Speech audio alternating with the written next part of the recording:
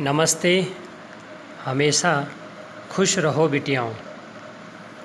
मैं JVN doctor S Bundela, professor, faculty of education and methodology. Session main elements of the preamble the Indian constitution part second. भारतीय संविधान की जो प्रस्तावना है उसके मुख्य घटक या तत्व, उसकी हम आज बात कर रहे हैं। देखिए, हमने पिछले सेशन में प्रियम्बल के बारे में जो प्रारंभ किया था उसमें क्या होता है प्रियम्बल, भारतीय संविधान में क्या बताया गया है, क्या है, कब लागू हुआ भारतीय संविधान, इस प्रकार की बातें। और उसके बाद में हमने पार्ट फर्स्ट जो मेन एलिमेंट प्रियम्बल का है उसकी बात की थी, जिसमें दो एलिमेंट्स की बात की थी हमने। और अब हम इसमें बाकी के जो तीन एलिमेंट हैं, तीन तत्व हैं, उसकी बात कर रहे हैं। देखिए, हम सबसे पहले बात कर रहे हैं सामाजिक, आर्थिक और सामाजिक न्याय की। जो भारतीय प्रस्तावना है उसमें इन शब्दों की बात की गई है और इन शब्दों से क्या तात्पर्य है, ठीक है, ये जो वर्ड्स हैं इन वर्ड्स के क्या मीनिंग है, हम उसको डिटेल में देख रहे हैं। तो जो सामाजिक, आर्थिक और राजनीतिक न्याय means social, economic, political justice. देखिए, इसमें प्रस्तावना के अंतर्गत इन शब्दों के आधार पर संविधान के लक्ष्य का वर्णन किया गया है। संविधान का लक्ष्य क्या है उसकी बात इसमें दर्शाई गई है, बताई गई है, मेंशन की गई है। सामाजिक न्याय का अर्थ है समाज में व्यक्ति को व्यक्ति के नाते महत्व दिया जाए और जाति, धर्म, वर्ण, लिंग, नस्ल, संपत्ति या किसी और दूसरे आधार पर भेदभाव नहीं किया जाना चाहिए। मीन्स सभी के साथ समानता, इक्वलिटी की बात होनी चाहिए, चाहे वो कास्ट को लेकर हो, चाहे वो जेंडर को लेकर हो, चाहे रिलीजन को लेकर हो, ठीक है। तो किसी भी आधार पर, किसी भी बेस पर भेदभाव नहीं किया जाना चाहिए। इसके अलावा जो छुआछूत जैसी जो बीमारी है समाज की, उसका भी कोई स्थान नहीं होगा। इसके बाद में हम बात कर रहे हैं आर्थिक न्याय। इसी में ही जो इकोनॉमिक जस्टिस है, इसका तात्पर्य ये है कि एक ऐसी व्यवस्था का अंत कर दिया जाना चाहिए जिसमें कुछ साधन संपन्न व्यक्तियों के द्वारा साधनहीन व्यक्तियों का शोषण किया जाता हो। मीन्स समाज में ऐसी कोई व्यवस्था नहीं हो जो कि जिसके पास साधन हैं, अमीर हैं, वो गरीबों पर क्या करे, जुल्म करे या शोषण करे, इस प्रकार की बात नहीं होगी। उत्पादन और वितरण के साधनों पर समस्त समाज का अधिकार होगा, ठीक है। जो वितरण है, उत्पादन है, उनके साधनों पर समाज के जितने जो भी लोग हैं, वर्ग हैं, उन सब का अधिकार होगा और उनका प्रयोग समस्त समाज के हितों की दृष्टि से ही किया जाएगा। अगर उनका प्रयोग होगा तो समाज के भलाई के लिए, हित के लिए होगा।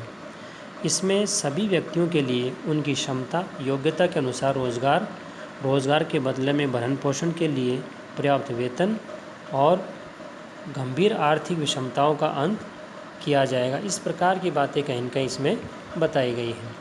अब इसी में जो तीसरा जो पार्ट था इसका, राजनीतिक न्याय। पहला हमने किया था सामाजिक न्याय की बात, सोशल जस्टिस, दूसरी आर्थिक जस्टिस, आर्थिक न्याय, इकोनॉमिक जस्टिस, और तीसरी बात कर रहे हैं हम राजनीतिक न्याय मीन्स पॉलिटिकल जस्टिस।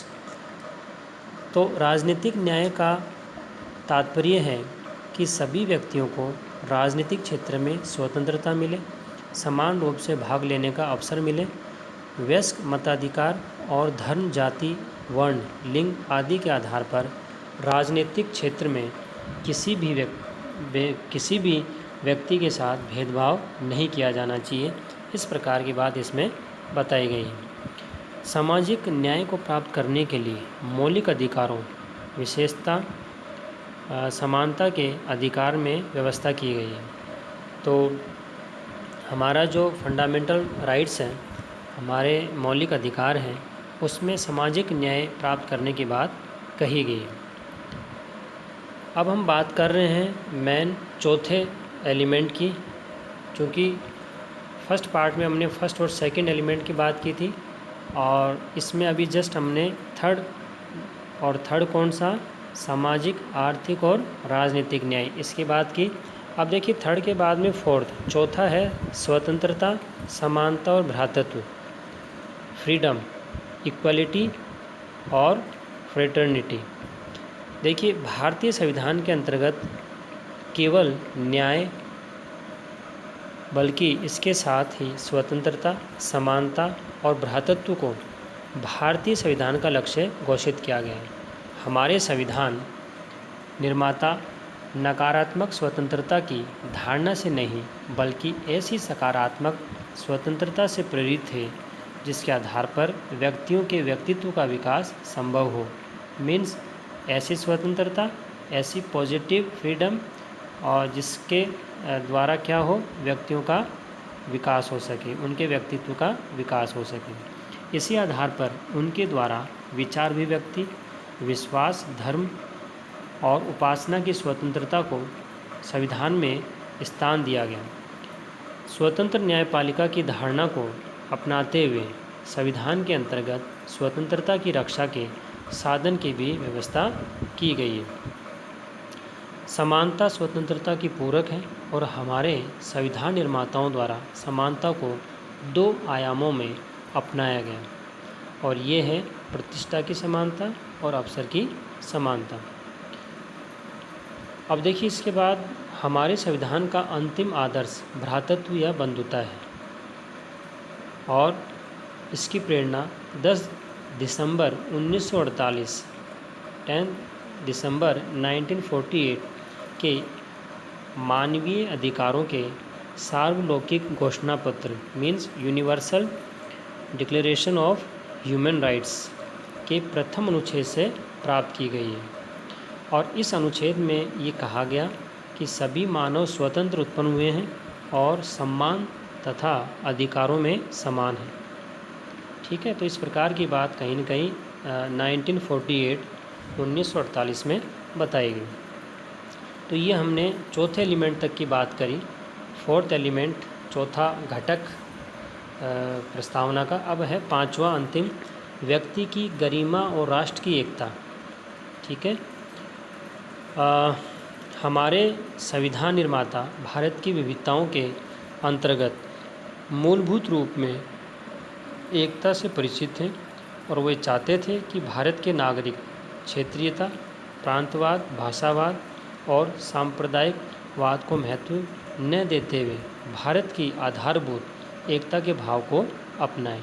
इसलिए हमारे संविधान का बंधुता का आदर्श 2 आधारों पर टिका हुआ है, और ये आधार पहला तो है राष्ट्र की एकता, और दूसरा व्यक्ति की गरिमा। तो आज जो हमने इस सेशन में बात करी भारतीय संविधान की जो प्रस्तावना है, उनमें घटकों की 3 घटक, ठीक है, मेन 3 जो एलिमेंट्स हैं उसकी आज हमने बात करी।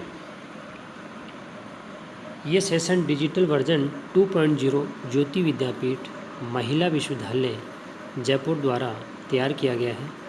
मैं ये आशा करता हूँ कि आप मेरे डिजिटल सेशन से खुश हुए होंगे। अगर आपकी कोई क्वेरी है तो कमेंट बॉक्स में ज़रूर लिखें, मैं इसे हल करने की कोशिश करूँगा। और कभी इंटरप्ट होंगे हम क्लास में तो ज़रूर आपको और अच्छे से समझ में आएगा। चलिए आज के लिए इतना ही, बाकी अगले वीडियो में देखेंगे। धन्यवाद।